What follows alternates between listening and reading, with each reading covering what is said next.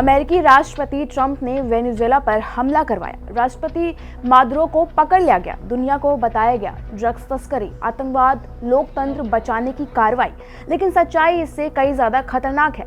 ये कहानी ड्रग्स की नहीं, ये कहानी आतंकवाद की नहीं, बल्कि ये कहानी अमेरिकी डॉलर की बचाने की है। नमस्कार, मेरा नाम है श्रुतिका विश्वकर्मा और आप देख रहे हैं एबीपी लाइव। असल में ये अमेरिकी डॉलर की सत्ता को बचाने की कोशिश है जो 50 साल से दुनिया की अर्थव्यवस्था पर राज कर रहा है। वेनेजुएला ने इस सिस्टम को चुनौती दी थी, अब अमेरिका उसे दबाने की कोशिश कर रहा है। आज दुनिया की सबसे बड़ी ताकत कोई मिसाइल नहीं, कोई एयरक्राफ्ट कैरियर नहीं, बल्कि अमेरिकी डॉलर है। करीब पिछले 50 सालों से पूरी दुनिया तेल खरीदने के लिए डॉलर का इस्तेमाल करती है, जो अमेरिका के लिए सबसे बड़ी और असली ताकत है। लेकिन सवाल ये उठता है कि दुनिया डॉलर से ही तेल क्यों खरीदती है। दरअसल 1974 में अमेरिका के फॉरेन मिनिस्टर थे हेनरी किसिंगर ने, जिन्होंने सऊदी अरब से एक सीक्रेट डील की थी। डील बहुत सरल और सीधी थी, जिसमें 2 शर्तें रखी गई थी। पहला, दुनिया का सारा तेल सिर्फ डॉलर में बिकेगा, और दूसरा, बदले में अमेरिका सऊदी अरब को सैन्य सुरक्षा देगा।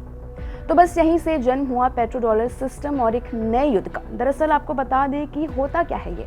हर देश को तेल चाहिए, तेल के लिए डॉलर चाहिए, और डॉलर की मांग कभी खत्म नहीं हुई। जहां अमेरिका बेहिसाब डॉलर छाप सकता है, क्योंकि अमेरिका को पता है कि पूरी दुनिया उसे इस्तेमाल करने को मजबूर है। वो चाहकर भी कुछ नहीं कर सकते। वो चाहे अमेरिकी सेना, अमेरिका का कर्ज हो या फिर अमेरिका की वेलफेयर स्कीम ही क्यों ना हो, सब कुछ इसी पेट्रो डॉलर सिस्टम से चलता है। पेट्रो डॉलर अमेरिका की आर्थिक ताकत की नींव है। इससे ज्यादा महत्वपूर्ण है कोई हथियार या जहाज नहीं। लेकिन देखा जाए तो वेनेजुएला इन सब के बीच कहां से आ गया।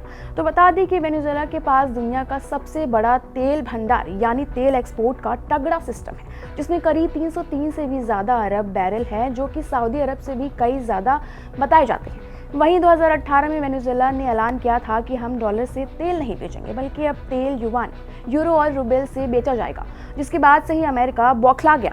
ट्रंप और बाकी तेल कारोबारियों के लिए ये सबसे खतरनाक साबित हुआ, क्योंकि अगर वेनेजुएला सफल होता तो दूसरे तेल उत्पादक देश भी डॉलर छोड़ सकते थे। अमेरिका ने पहले भी ऐसे कई नेताओं को सजा दी थी, जिसमें सन 2000 इराक के सद्दाम हुसैन ने कहा कि तेल यूरो से बेचेंगे, डॉलर से नहीं।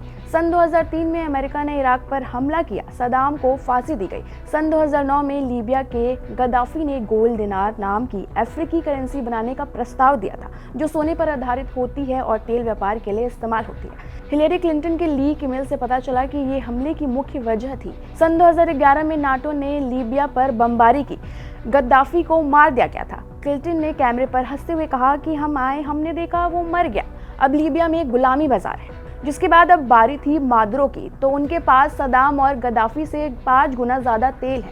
वो युआन में तेल बेच रहे थे, ब्रिक्स में शामिल होने वाले थे, चीन, रूस, ईरान से जुड़ रहे थे। जहां इतना बड़ा तेल उत्पादक देश अगर डॉलर से बाहर जाता तो अमेरिका के लिए बहुत बड़ा झटका होता, जिसके कारण अमेरिका ने हमला कर पहली चेतावनी दे दी। बता दें, वेनेजुएला से अमेरिका में आने वाले कोकेन बहुत कम है, जबकि आतंकवाद के आरोपों का कोई ठोस सबूत नहीं। और लोकतंत्र की बात, अमेरिका सऊदी अरब का करीबी साथी रहा है, जहां चुनाव नहीं होते, इसीलिए इसकी वजह ये नहीं है। वहीं दूसरी तरफ अगर हम बात करें रूस की, तो तेल रूबल और युआन में बेच रहा है। ईरान सालों से डॉलर के बाहर व्यापार कर रहा है। जहां चीन ने अपना चिप सिस्टम बना लिया है। ब्रिक्स देश लोकल करेंसी में व्यापार बढ़ा रहा है, जिसका मतलब साफ कि पेट्रो डॉलर पर अब दबाव बढ़ रहा है। आज वेनेजुएला है, कल कोई और होगा। पूरी दुनिया देख रही है डॉलर छोड़ने की कीमत क्या होती है। लेकिन इतिहास ये भी बताता है कि कोई भी सिस्टम हमेशा नहीं चलता।